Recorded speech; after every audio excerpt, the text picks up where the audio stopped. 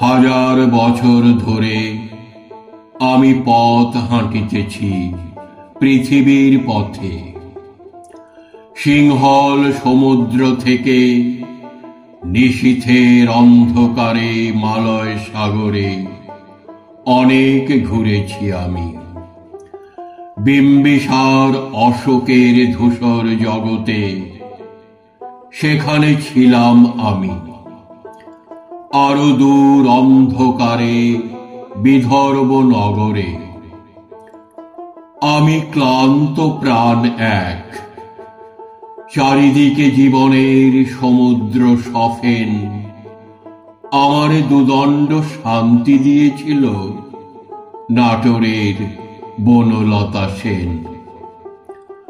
চুল তার কবেকার অন্ধকার বিদিশার নিশা, মুখ তার শ্রাবস্তির কারুকার্য। অতিদূর সমুদ্রের পর হাল ভেঙে যে নাবিক হারায়েছে দিশা, সবুজ ঘাসের দেশ যখন সে চোখে দেখে দারুচিনি দ্বীপের ভিতর, তেমনি দেখেছি তারে অন্ধকারে। বলেছে সে, এতদিন কোথায় ছিলেন? পাখির নীড়ের মতো চোখ তুলে নাটোরের বনলতা সেন। সমস্ত দিনের শেষে শিশিরের শব্দের মতো সন্ধ্যা আসে। ডানার রৌদ্রের গন্ধ মুছে ফেলে চিল।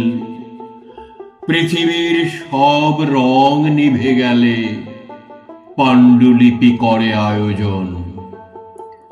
তখন গল্পের তরে জোনাকির রঙে ঝিলমিল।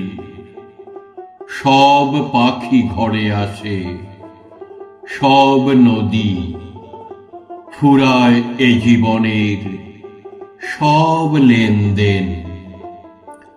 থাকে শুধু অন্ধকার, মুখোমুখি বসিবার বনলতা সেন।